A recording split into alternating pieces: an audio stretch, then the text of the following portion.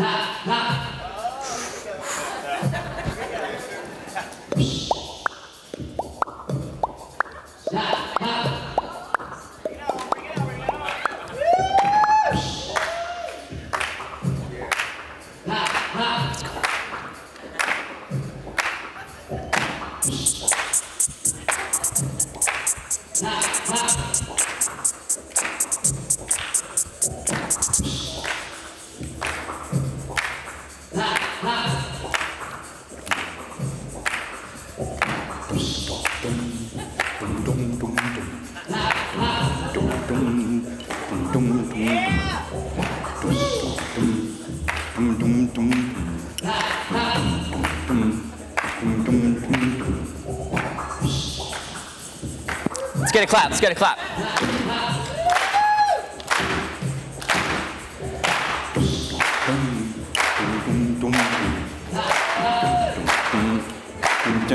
Oh, that's enough. I'm done. I'm done.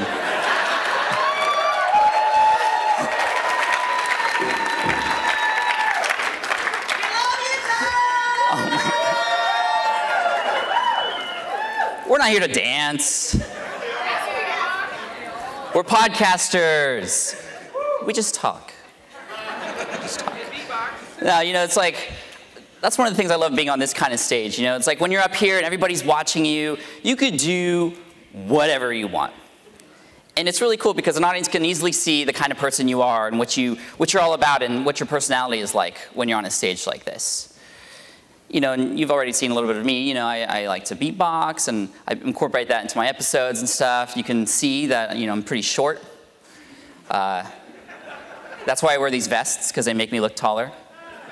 Although I do want to dispute that fact, because I came back to the hotel room last night after the awards, and again, humbled and honored and just so blessed for that podcast award last night. Thank you.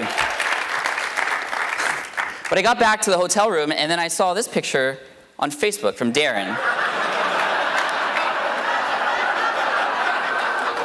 Is Darren in the house? Where's Darren at? Back there. And you know, he says bumped into this guy, and that's cool. I remember taking this picture yesterday, but then I started reading some of the comments. So here's one from Faye that says, "Oh boy, hope you didn't hurt him being so teeny weeny compared to you."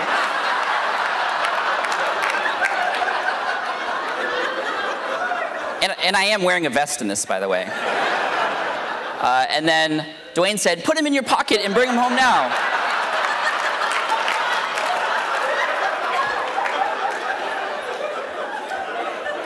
And then he said, "Looks more like a father-son picture. Now enjoy your first day of kindergarten, Pat. Remember, Daddy will pick you up."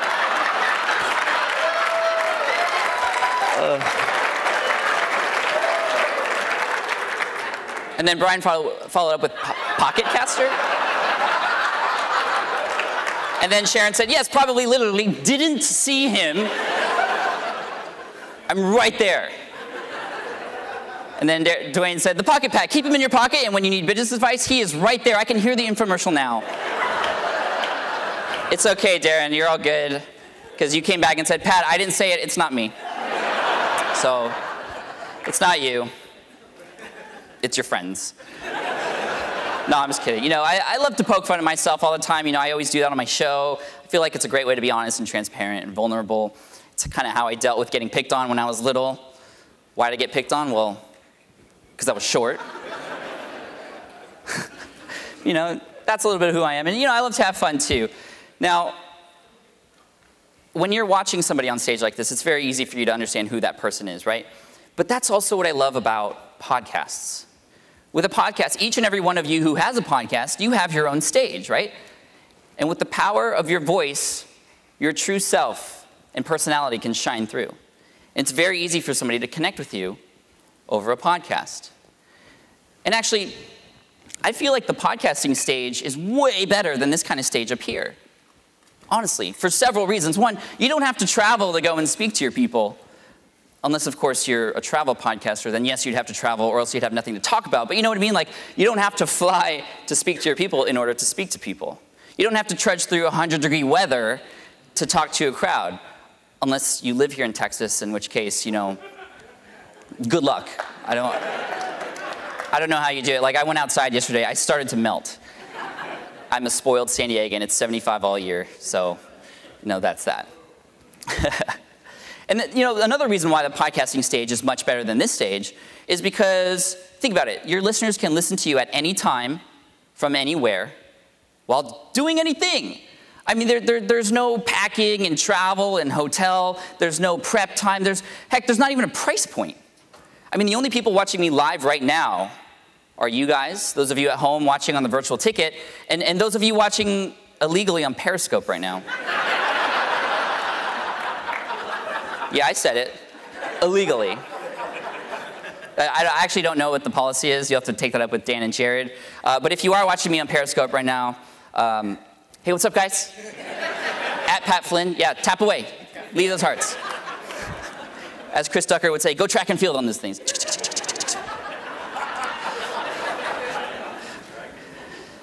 Now, the third and final reason why I love the podcasting stage better than this stage is because as soon as I'm done here, like, I'm done. Right? I mean, there may be a recording and it may be viewed later by a few people, but your podcast is meant to be viewed and consumed later. And not just later like tomorrow or next week later, but sometimes years later. And it's there almost like as if it's an evergreen presentation. Every time you come out with an episode, it's like you're building your library of presentations forever there to bring people in to your tribe, to connect with people, to build a relationship with them, to inspire, to educate, to entertain them. And that's why I love podcasting so much. And why I feel like, you know, I get a lot of people asking me for business advice now. And, you know, one of the number one questions is, well, if you had to start it from scratch and you wanted to build a core audience of raving fans, what platform would you use? Would you blog? Would you podcast? Would you do videos? By far, podcast. Absolutely. Now, I've been podcasting for a number of years. How many of you actually listen to the Smart Passive Income podcast? Raise your hand. Wow. Thank you. Love you. How many of you don't listen to the Smart Passive Income podcast? That's all right. I still love you, too. What about my other shows? How about Ask Pat? How many of you listen to Ask Pat? That's awesome. How many of you watch SPI TV? It's a video podcast. They do exist, people. Obviously, not as big as audio podcasts. And how many of you listen to Food Trucker School? Like 2 people. And that's okay, you know, I expected that because that's reflected in the download numbers. And the download numbers aren't incredibly impressive. You know, some of my episodes of Smart Passive Income get up to 350,000 downloads per episode. Food Trucker, after 6 weeks, about 800 to 1,000. So it's not that much. I know a lot of you who've recently started have way more than that. But then I look around this room. And there's about 1,000 people in this room.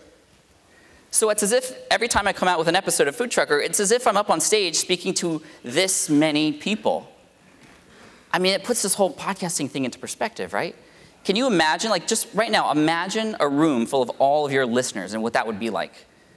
It's insane. Some of you are speaking in front of a stadium full of people every single day. And the thing is, you're all worldwide speakers. Your audience is worldwide. Everybody who has a podcast is a worldwide speaker. Right now, I'm just a Dallas, Fort Worth, Texas, Omna Hotel, Texas Ballroom F speaker. That F part makes it sound really bad. I'm an F speaker. Let's do a little survey. How many of you, raise your hand if you have a podcast? Keep your hand up if you have more than one episode, or more than one show. Wow, not too many hands went down, so thank you. A lot of us get obsessed with this podcasting thing, right? Yeah, I have 4 shows, so. How many of you are here to serve the podcasting audience in some way, like a service or a software or things like that? Yeah, let's give it up for these people.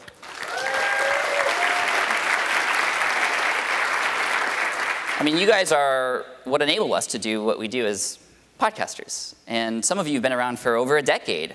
I mean, Todd Cochran and Rob over from Libsyn, all guys I have madly respect for what you do and what you've done. So thank you guys so much for what you do. How many of you don't have a podcast up yet? Raise your hand. Now keep your hand up. Keep your hand up. That's a good chunk of people here. And everybody else, look around at the people with their hand up. Let's help them out, okay? You know, I remember what it was like when I first started. I was scared as hell, and I know some of you are too. So let's help them out, give them advice, you know, be there for them. How many of you don't even know what a podcast is? Like you were melting outside and you saw people and you were like, ooh, I like people. Nobody? Okay, that's fine. So we're going to learn a lot this weekend. I'm incredibly excited to be here. We're going to meet a lot of amazing people. We're going to make a lot of great connections that we can bring home with us as well. We're going to party it up too, I'm sure. Some of you have already done that. And a lot of you, not a lot of you, but maybe some of you, maybe you're going to drink a little too much. And just as a reminder, you know, we'll go home and talk about it on our podcast. So just be careful. That's all I'm saying. You know, it's like at least we all have audio podcasts, or most of us do. So, you know, the visuals are left out. But some of us do have video podcasts. So if you see me with a camera, just behave yourself, okay? Now, I wanted to take this time on stage here. You know, I'm so blessed to be here. I wanted to take about 30 minutes with you. And I want to stress that 30 part because I know we're all tired of being stuck at 20. Thanks, iTunes. We appreciate that. So 30 minutes to kind of talk about something I really wanted to talk about, something I've been thinking about ever since I've been invited to speak on stage here. And it kind of, it brings me back to 2008, or 2009, sorry.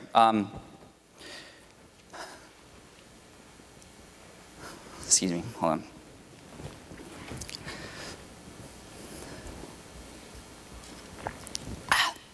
It's really hot in Texas.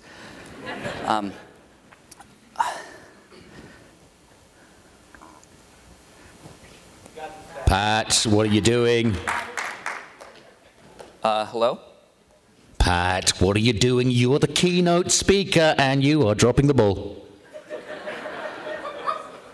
Excuse me, can you not interrupt my presentation, please? Oh, excuse me, can you not interrupt my presentation? Golly, Pat, did you put that music bit in there to hide how terrible your presentation was going to be? Jeez, what? Guys, can the mic guys in the back cut off that mic, please? You can't get rid of me, Pat. I've hacked into your presentation, and it's just you and me. And honestly, I'll keep going because somebody has got to fill that dead air you wafted into the building. Oh my God. Can you just listen to me, please? This is ridiculous. I would rather listen to a 5-year-old episode of one of the bottom 100 podcasts on iTunes, recorded in an echo chamber on a plastic desktop microphone on a Gateway 486 DX2 computer using a voice recorder in Windows 3.1 at half speed, backwards, on my iPhone 3 with earbuds that don't even fit, than listen to any more of your BS. I don't know where you are, but you know, if you were a real man, you would come up here to the stage right now and face me. Or maybe you're in the back of the room, I can't see you, but can you raise your hand, please? Whoever's saying that? Hand is raised, Pat. Really? Where are you? Here, let me help you out. Hello, McFlynn. Anybody home? Seriously, what's going on here? I'm in your head, Pat. Yeah, so stop interrupting me so I can get back to the presentation, please. No, Pat. I mean, I'm in your head. I'm the voice in your head.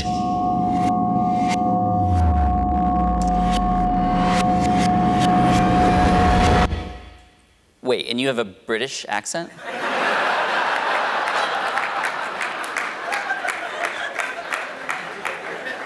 Well, for now, but perhaps you'd prefer one man, one stage. Pat Flynn in the critically acclaimed #1 disaster movie of the year, your keynote presentation. Ha ha, very funny. No, let's not do the movie guy voice, please. You are literally screwing this entire thing up. No. Wait, was that Chris Ducker? Look, Pat Flynn, oh boy, Pat Flynn, look at you. Strut your way up to the stage. Sit down, little girly man. Your presentation's going to blow. Can you please just let me finish my keynote? Keynote? More like key-nope. Oh, dear me. All right, fine. I'll let you start again. No interruptions. No interruptions?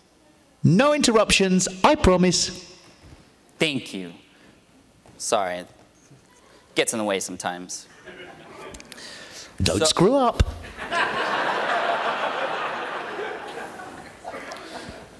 So as I was saying... You got this, Pat. No pressure. I thought you said you weren't going to interrupt me. I thought you said you practiced. I'm in your head, Pat. No pressure. You got this, Pat. No. You are literally screwing this entire thing up.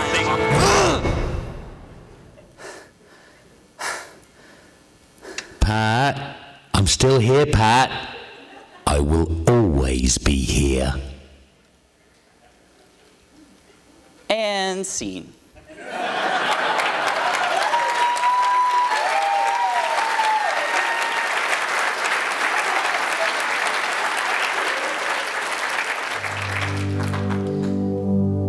You know, if somebody were to talk to you like that in real life, to interrupt you like that, embarrass you, how would you feel about that person? If you were really struggling and you just needed a boost of confidence or a little bit of encouragement, yet instead somebody just tore you down and kicked you while you were down, what would you feel about that person, right? It'd be very easy just to say, you know what are you doing here? Get out of my life. Like, what the heck? You're in my way. I'm trying to do something important here. Yet, for whatever reason, we all love to keep this one hater with us in our lives. This one hater who loves to steer our ship in a direction opposite the direction we were going, right? This one hater who, at the moment when we're so close to that breakthrough or achievement, it just pulls us back away from it, back to right to where we were. The most destructive hater of them all. Ourselves. And the truth is, we are our own worst hater. It's true. And it doesn't even matter what part of life you're in. It doesn't matter if you're just getting started with something or maybe you've been doing it for a while. Whenever you're trying to achieve that next level, those doubts, those excuses start coming in, right? That voice. I don't think I could do it. I'm not good enough. They're not going to like it. And it's dangerous. I mean, imagine all the amazing things we could have accomplished if we didn't let our voice get in the way. I mean, it happens the moment we conceive the idea of starting a podcast. I know a lot of us, including myself, have felt that. When the first time you click that record button, right? Oh man, it's not good enough. They're not gonna like it. Or the first time you ask somebody to come on your show and how nervous you are before that. Or the first time you publish an episode. That voice can be destructive. How many of you have ever heard that voice in your head before? A lot of you, thank you. How many of you are hearing that voice fairly recently with certain things that you need to do? Thank you for being honest about that.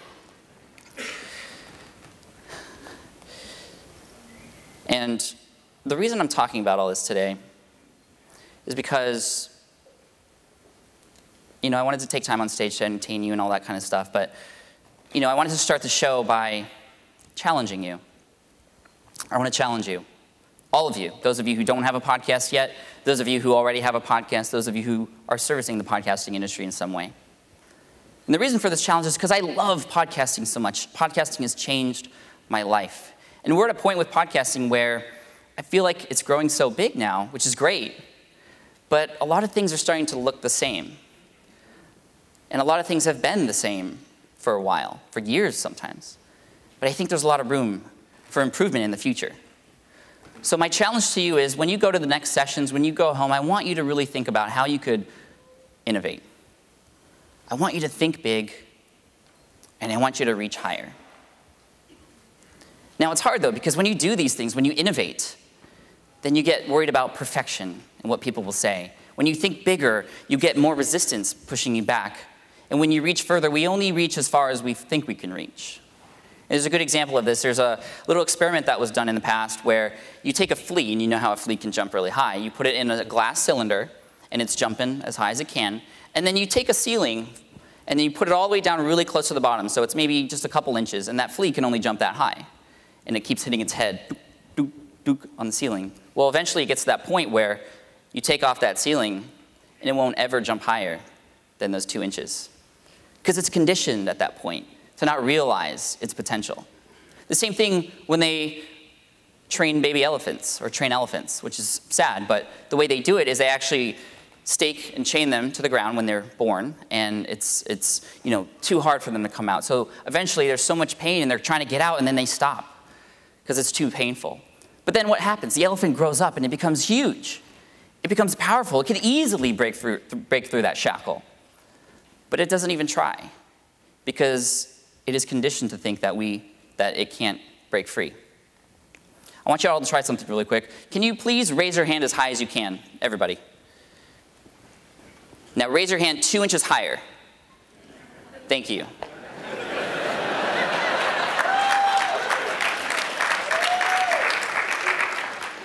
So you don't even know how far you can go. And I know that's like a stupid, fun, silly game, and it's a good thing to do with your kids and things like that. I remember my band director, because I'm a huge marching band nerd, my band director in high school did that for us, and I was blown away. And I was like, wow, maybe I'm not putting as much as I can into the things I'm trying to do. And so that was a really cool experiment, and it just shows you that your limits might not be limits actually. It's like the 4-minute mile. Everybody thought it was impossible until somebody broke it, and then everybody started breaking it, right? So I want to share something with you that is quite embarrassing, a moment in my life when that voice got in the way from me doing something I really wanted to do. Back in 2008, I made the decision to start a podcast. And I was so excited because a podcast had changed my life at that point, and I wanted to change other people's lives through my voice and the podcasting platform and medium. So I had a small little blog at that time, and like all podcasters do when we get the idea to start a podcast, I bought all this equipment, and then I tested it out. And then I played an audio file. The very first audio file I've ever published online was published on my blog in 2008. Here it is.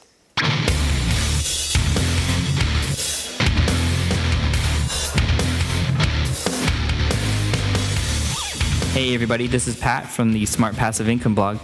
Thanks for taking the time to listen to this. I think that's so awesome that you guys are helping me out figure out all this new podcasting stuff. I'm actually just bought a whole bunch of podcasting equipment for myself because I listen to a lot of podcasts, so I figured, hey, why not do one? So really, I really don't know what I'm going to talk about yet, so I just wanted to get familiar with all the equipment that I have right now and what it's like to post something online and hear what people think about it. So, you tell me, should I give up on podcasting now because my voice sucks so bad, or should I talk a little deeper? Or I really have no idea. So, again, just thank you so much for taking the time to listen to me. Keep coming back to the website. I got tons of information coming up in the near future. And let's make 2009 a great year for all of us. Let's make it the most profitable year we've ever had. And I'll try my best to help you get there. So again, good luck with everything. Happy holidays. And this is Pat Flynn from the Smart Passive Income blog signing off. Peace. All right, that's disgusting. That's embarrassing for a number of reasons. One, I don't know what the deal was with the music selection there. It's not me at all. Secondly, you could hear it in my voice, just the lack of confidence, right? And I think a lot of us could relate to that. But I just didn't believe in what I was doing. But I was trying it out. But number three, and the worst part of it all, is this was published in late 2008 on my blog. My very first episode came out July 2010. A year and a half later. Now, why did it take me so long? No, it didn't take me a year and a half to figure out how to set up an RSS feed. That was like a year and a quarter, but no, I'm just kidding. No, really though, it took me a year and a half to get over myself. and stop listening to those excuses. Oh, Pat, nobody's going to love it. Why don't you just go back to doing something you're good at, like blogging? Nobody's going to your voice is terrible. Nobody's going to enjoy your content. What are you even going to talk about? How are you going to keep it up? Sounds like a personal problem, but. But those things got in the way. And then I discovered this book by Steven Pressfield. How many of you have read this book called The War of Art? Thank you. Required reading for all creative types. Yes, that does include us podcasters, right? And so Steven Pressfield talks about, how we live in our comfort zone, right? And this is where we love to be. This is the things we normally do. But all the magic, all the innovation, the stuff I'm trying to get you to do happens way over here, outside of our comfort zone, right? But then comes that little voice, and he kind of gives it a nice term called the resistance. So this resistance comes and blocks us from reaching that magic and brings us back to where we were. And I love how he describes it in this book. I highly recommend you read this book if you haven't already. So here's Steven Pressfield talking a little bit about where this resistance comes from. To me, I consider it's all self-generated. I don't think it comes from out there. But it's that anytime we're trying to access a higher part of ourselves, this shadow element enters the picture, like an equal and opposite force to the force of creation. Like another analogy I use is like if we have a tree, and that's our dream, our novel, or whatever creative thing, that tree casts a shadow. And as soon as that tree goes up, the shadow appears. And that shadow is self-sabotage, procrastination, stubbornness, arrogance, fear of failure, fear of success, all of those things. And I love the way he describes that. And he begins to describe that this resistance, this voice, it lives in everybody. And it's just a matter of how well can we manage this voice and put it aside and not listen to it, because that's not us. And I almost feel like it's kind of a test, to see if you really want whatever it is you're trying for. But there is good news here. There is actually very good news. Fear is good. Fear is good because, like self-doubt, fear is an indicator. Fear tells us what we have to do. The more scared we are of a work or calling, the more we know that we actually have to do that. I mean, think of the most amazing things that have happened in your life up to this point. Maybe a graduation, or a job that you have that you were really fighting for, getting married, or having a child. Oh my gosh, starting a business, starting a podcast. All the most amazing things that have happened have always been preceded by that fear. So if we look at that fear and instead say, you know what, that's a sign. Because on the other side of that fear is something amazing. So I encourage you, as you move forward, to consider fear an indicator that that's actually what you should be doing. And that's what I do now. That's why I speak on stage. I was deathly afraid of speaking on stage back in 2011 until Philip Taylor invited me to FinCon. Then the closing keynote dropped out, and he put me in the end for my very first presentation. And I was scared, literally almost throwing up. But you know what? I knew, based on my past, with podcasting, videos, and all those other things, that this is something I had to do. And it meant that I cared about it. So I did it. And it wasn't perfect, but I got through it. So I encourage you to see if you can answer this question, not just now, but into the future. And you can pass this question along to other people as well. What's on the other end of your fear? What is that fear actually telling you what you should do? There's a quote I live by that I want to share with you that really pushes me forward in the face of fear, and that is, I would rather live a life full of oh wells than a life full of what ifs. Those what ifs will haunt you. But if you didn't know well, at least you gave it a shot, and now you know. So take that with you moving forward. Now to finish up here, I want to talk about the 7 ways you can defeat resistance. 7 ways you can defeat resistance. And the first thing I want to talk about is just simply pulling the trigger. Pull the trigger, just go. An object at rest stays at rest. An object in motion continues and stays in motion. And I found that one of the hardest things to do with anything is just start, right? And just go.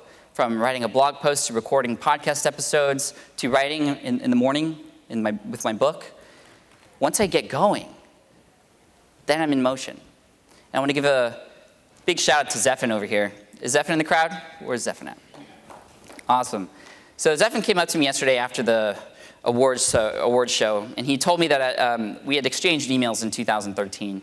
I went back to my hotel room and I read what he had wrote to his fans, and I want to read that for you here. So he said, when I left my job, one of the first people I messaged was Pat Flynn. I'd been following him for years. In May of 2013, he wrote to me and said, a lot of people go into something and stick with it only to realize it's not what they should have done in the first place. For me, it took getting laid off to realize that's me talking, a huge blessing in disguise. For you, you discover that early on your own. And although things are scary, exciting, ecstatic, and confusing all at the same time right now, your older self will look back on this time of your life and thank you for it. And then he followed up with, well, I'm older now, and looking back, I don't regret it one bit. I got to thank him in person, and I'm grateful. So.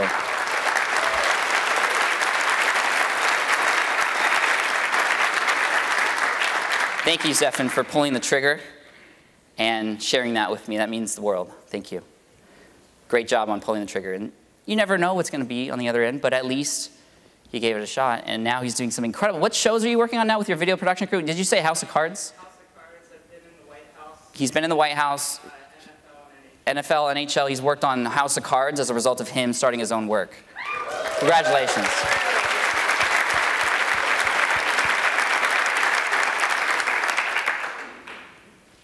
Next, let's talk about doing one thing at a time. How many of you feel like you're doing 100 things at a time, right? Most of us, thank you. You know, my son, I love him to death, but it's like whenever we're late for something and we tell him to hurry up, he tries to do all those things at the same time. Like, he'll be putting his underwear on and his shirt on at the same time, and he's like, because we tell him to hurry up and go, and he thinks that it's faster to go faster. But it's faster, obviously, when you go one thing at a time. Yet, we kind of forget that when we grow older, when we have so many things going on. And the thing I tell him is, you know what? How do you put your socks on? Do you put both socks on at the same time? He goes, Daddy, no, that's silly. And I'm like, okay, well, you put your socks on one at a time. Why don't you do everything else one at a time so you can focus on it, get it done, and then move on to the next thing. And I think a lot of us can benefit from that strategy as well. There's another great book out there called The One Thing by Gary Keller and Jay Papasan. And they talk about this thing called the domino effect. And that is, if you focus on that next task on your list, and just that task, this domino effect starts to happen with all the other things that you have to do. And the interesting thing about dominoes is, you know, you just tap that front one, and they go all the way around. I think there was a world record set recently with 9 million dominoes. Imagine all those joules of energy just from that tap in the beginning. But the really cool example they use in the book is a domino can knock over a domino that's 1.5 times its size. So if you start with a 2-inch domino, by the time you get to the 73rd domino, increasing exponentially, that domino will reach from the Earth to the moon. And just that one little tap of that 2-inch domino can knock over that domino that reaches up to the moon. Obviously, that would kill a massive load of people, and we don't want that to happen. So that's just like, you know, just think about that. So work on one thing at a time. What's your next task? Focus on that. And there's this thing that I learned from Jeremy Franson from the Internet Business Mastery podcast called just-in-time learning. This has saved my life, and I want to pass it along to you. And that is, instead of consuming all content from everywhere about everything, consume content that is only related to your very next task. Just-in-time learning. Now, that doesn't mean you should ignore everything else. It means you should just put those things aside. So what happens is, for example, when I get an article in my feed or on Twitter and I see it's popular, it's about Pinterest. I'm not into Pinterest right now. I may be in the future, but I know that I shouldn't look at that right now. And, you know, we all have that bright light syndrome. We're going here, we're going there. I put it in an Evernote folder for later. And I have about 20 Pinterest articles that are apparently really, real good. And when it's time to go to Pinterest, then I have that collection already there for me. I don't have to go searching for it. So just-in-time learning has been a big help for me. Don't worry about the failure. And a lot of you know my favorite movie is Back to the Future. I'm sorry I couldn't bring a DeLorean with us today like I did in Vegas, but this is one of my favorite scenes. This is scene 12. I know that. From Back to the Future. It's entitled The Matchmaker. And this is when young Marty McFly is trying to hook up his dad with his mom again because things went haywire when he went back at the time. Well, he sees his dad in the cafeteria writing. And he's never seen his dad do anything creative before. back in real time. So he goes up to his dad and he goes, what are you writing? And then George goes, stories, science fiction stories about creatures coming to Earth from other planets. And then Marty goes, get out of town. I didn't know you did anything creative. Let me read some. And George goes, no. I don't let anybody read my stories. Well, why not? Well, because I'm afraid of what they're going to say. What if they don't like it? I don't think I could handle that kind of failure and rejection. And of course, the movie progresses and things happen, and at the end, he actually has a book because of all the changes that he's made. He's become more confident in the new 1985. Well, there's a lot of good examples we could take from this, this whole idea of rejection and failure. I feel like it's a necessary process. As a podcaster, as an entrepreneur, as a business owner, whatever, if you're trying to deliver a message, failure is required. And it's weird because we are conditioned to think that failure is bad. F. Oh man, I failed. No, you just didn't get it yet. So continue moving forward. Now you know what not to do. I actually love to fail. I don't try to fail, but I love it because then I'm like, okay, that didn't work. Let's try this new way. So here's some examples of other famous rejections or failures. So Tim Ferriss in the book, The 4-Hour Workweek, was rejected 26 times by different publishers before it became a New York Times bestseller. Harry Potter by J.K. Rowling. Somebody tweeted at her the other day and said, how many no's do you get before you finally got published? And she said, loads. First publisher to turn down Harry also sent R. Galbraith his rudest rejection. That's Robert Galbraith, her pen name for another series of books. They don't even want me in a beard. Angry Birds, a lot of us know this game. Well, this company, this is their 52nd game. A lot of us don't realize that they made 51 games before that. And then Back to the Future, rejected over 40 times by major motion picture studios. 40 times. What if on the 40th time Robert Zemeckis was like, you know what, 40, that's enough, we're done. I don't know what I would do with my life right now.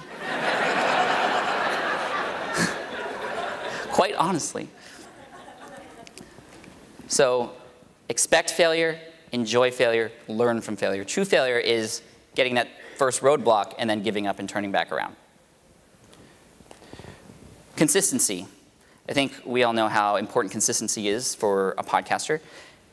Our audience expects us to publish on a certain date, but also just consistency of our hard work. You know, it's this idea of going pro. That's what Stephen Pressfield talks about in terms of conquering this voice in our head. It's going pro. You know, the difference between amateur and pro. And you know, an amateur will, maybe when they're hurt, they'll sit out, but a pro will always be there and work hard and continue with his work and his passion. Next, associate with the right people. This is FDR and his brain trust back in the 1930s. And in order for him to get America out of the Great Depression, he connected with a lot of smart people, people that knew things that he didn't. And he coined this group, brain trusts. So this is very famous. This is in all the history books and all that stuff. And I remember reading it in college and stuff. There's another famous example of sort of this collection of people who you can associate yourself with to encourage you, sort of like an alliance, if you will, to achieve a greater goal between all of you. Andrew Carnegie revolutionized the steel industry in the 19th century. And he was interviewed by Napoleon Hill, and Napoleon Hill asked him, well, how did you become the richest man in the world? How did you become so smart with the steel industry? And Napoleon Hill asked him, and this is what Andrew Carnegie said. He said, we have here in this business a mastermind. It is not my mind, it is not the mind of any other man on my staff, but the sum total of all these minds. So he actually credits the success of his business to the other people he connected with. And they didn't always get along, but he knew that the power of the whole was greater than the single. Then he went on to become one of the most richest men in the world. When he died, he became the most philanthropic person. He's donated the most money at that time in his life. So at the time, he had donated $375 million by the time of his death. Again, this is 19th century. If you equate that to today's dollar, that's $4.76 billion. And he credits that a lot to the people he's associated himself with. You know, I'm in 3 different mastermind groups. This is one right here. You'll see Mark Mason, Michael Stelzner, myself, Ray Edwards, Cliff Ravenscraft, and Leslie Samuel over there. We meet every single Wednesday. We hold each other accountable. We know about our businesses. And we are brutally honest with each other. And that's the most important thing. And we're friends. I mean, we take care of each other, but we're also, like I said, brutally honest because we all want each other to succeed. And this has been going for don't know, a year and a half, 2 years now, and it's been amazing. And I'm so blessed to be with you guys. And I know a lot of you have groups that you associate yourself with too. Maybe it's on a regular basis, maybe not, but it's so beneficial to what you're trying to achieve. Next, systematize. This is great because it takes the decision making out of that process. When you have things that you know you do over and over and over again, write those things down so you know that those are the things you're supposed to do. You don't have to go and fumble around and think, because when you give yourself time to think, you begin to hear that voice, you begin to distract yourself, and all those sorts of things. It's like there's this networking rule that if there's somebody that you want to walk up to, and you can use this here, if there's somebody that you want to speak to and talk to, give yourself no more than 3 seconds to go up to that person and introduce yourself. Why 3 seconds? Because that's not enough time for your brain to stop you from going over there, right? And the thing is, we wake up in the morning with a tank of decision-making juice, if you will. And over the course of the day, when you make decisions, the harder decisions use up more fuel. And then by the end of the day, that's why at the end of the day, it's really tough to make decisions. That's why they say nothing good happens after 2 a.m., I think. But you've depleted your decision-making juice. And so save that. So all these things that you know you're going to do over and over and over again, systematize them, automate, task lists. And then you can get to a point where maybe you outsource this stuff so you don't even have to think about it at all. It just gets done. Now the last part of this is transform. And side note, if any of you see the Easter egg I put in there in this presentation, let me know later. So transform. Now, when you start a podcast, you yourself will transform. For those of you who have been podcasting for a while, or even a short time, you've probably noticed that it's a lot of fun, and you get to transform. I know that I've transformed in terms of being a better communicator. I feel like I'm more confident as well, being behind the microphone. It also transformed me into a speaker. I would have never gotten on stage if it wasn't for the training that podcasting gave me to speak on stage. But in addition to self-transformation, it transforms those around you as well. Those immediately around you, actually, and those on the other side of the world. And it's really interesting because my son, he's 5 years old, and he kind of knows what daddy's up to now, and he sees me in my office. And one time, it was nap time, so I had an opportunity to record a podcast. So I usually do that during nap time. And then all of a sudden, I'm doing this Skype interview, and the door creaks open. And I see these little fingers pop through the door. I'm like, oh man, he woke up. And he opens the door, and he goes, what are you doing, Daddy? I'm like, I'm recording a podcast, sit down. Right? A lot of you. She's like, right? I love that. And so he sits down, and he's a crazy kid. He'll usually go all over the place and do this and do that, like he's insane. But he sat there for 30 minutes and watched me talking to this person and recording on this microphone. And after I was done, I said, I'm sorry, bud, you woke up early from your nap. I was recording a podcast. And he was like, oh, well, what's a podcast? And I said, well, I could show you. We can record something. Why don't I record us? I can ask you questions. And we could record that and play it back later and listen to it. And he got so, yes, let's do it. Can we videotape it? Can we videotape it? And then I was like, you know what? Video podcasts, they don't have enough pull. They don't have enough pull. They don't get the SEO like you would on YouTube. So I don't know if video podcasts would be the... Wait, you're 5 years old. Yeah, let's record it. So let me play the recording for you. Johnny. What's your last name? I don't remember. Flynn? Yes, Flynn. And what do you do all day? Just play. What do you play with? Toys. What kind of toys? What's your favorite toys? What's your favorite toy? My pirate gun. Your pirate gun? Yeah. Why is that your favorite? Because I just love a pirate blasters. Oh yeah? Mm-hmm. What was Daddy doing just a second ago? Making a podcast? Making a podcast. Do you know what a podcast is? No. You don't? No. What does Daddy do to make a podcast? Talk? Talk. Who am I talking to? Your friends? Yeah, my friends. Do you know how many friends I have? 64? 64, yes. Wow. Wow, that's a lot of friends. Yeah. How many friends do you have?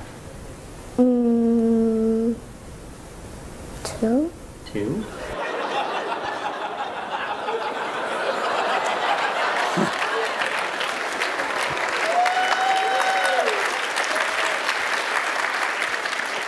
So that's my son. And now he has 1,002 friends, so thank you. And it's interesting because I've seen the transformation in him as a result of me doing a podcast. Maybe you've seen the same thing around the people who are close to you as well. Maybe they're interested, and maybe they've started a podcast too. Or maybe they're like, yeah, you do your thing, but it's kind of cool. You're not bothering me. But it's cool because now he loves to record conversations. So once or twice a week, we'll actually sit down with a Zoom H4n and just record a 10-minute conversation. And it's super cool because then I can go back into time and hear his progression. So thank you. Now, beyond the immediate transformation around the people around you, of course, we transform our listeners on the other end of the world as well. And so there's a story I want to tell you about this man named Michael. Actually, his name is pronounced Michał, which is Poland, so M-I-C-H-A-L. And he sent me this really long email, like one of the longest emails I've ever received. And at first I was like, ugh. But then he said, please read this. It's important, I promise. And so I started reading this. And Michał was a family man, just like me. A couple of kids, a wife. He worked really hard. He was also into extreme sports. And one day he was snowboarding and went off a jump and landed kind of funny on his legs. So funny that, not really funny, but he broke and shattered his ankles in both of his legs. And so for a while, he was only focused on these. You could see these bolts in his legs. And he just was so depressed at this time because he just couldn't be there for his family. He couldn't go work or do any of this stuff. And then he said, when I was in the hospital and recovering, that's when I had time and I found your podcast, Pat. I was like, oh, that's cool. And then he said, I listened to every single one of your episodes, and you became my virtual mentor.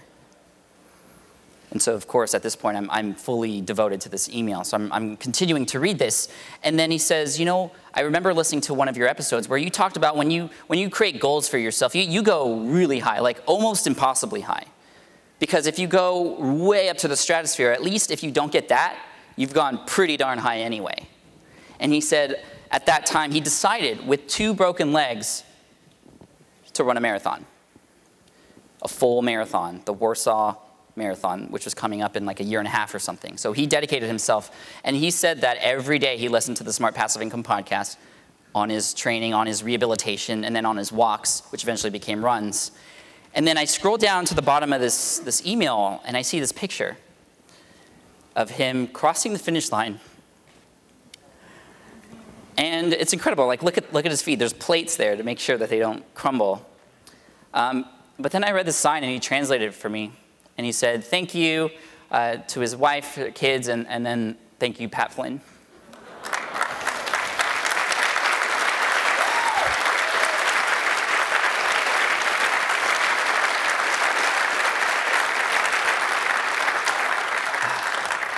So I know there was somebody who cried last night. We aren't that weak. No, I'm just kidding. Sorry. But I didn't know this was happening. Like for a year and a half, this guy was learning from me, and I had no idea until, like, I would have had no idea unless he sent this to me.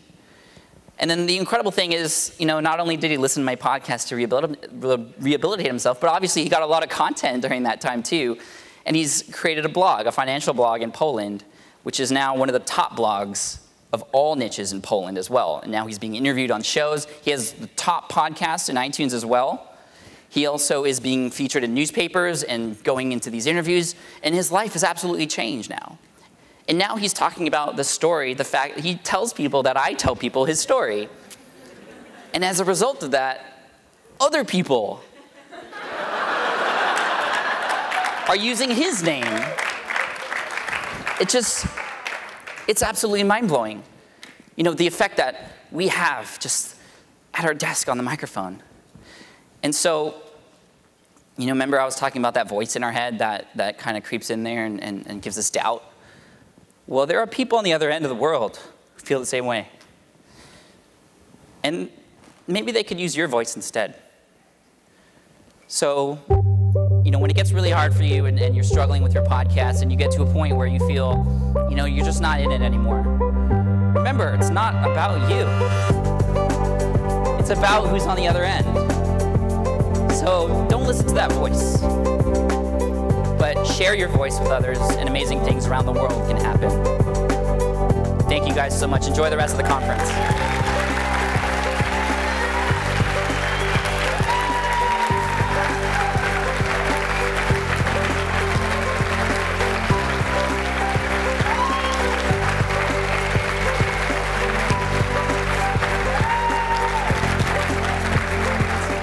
In 2016, Podcast Movement is hitting the road as we make our way to the Windy City. Spend some of your summer with us at the beautiful Hyatt Regency in Chicago, Illinois. Join us July 6th through the 8th as Podcast Movement does it bigger and better than ever. Tickets go on sale this December. We'll once again have amazing featured speakers and over 1,000 of your best podcaster friends. All that's missing is you. Register today, and we'll see you in Chicago.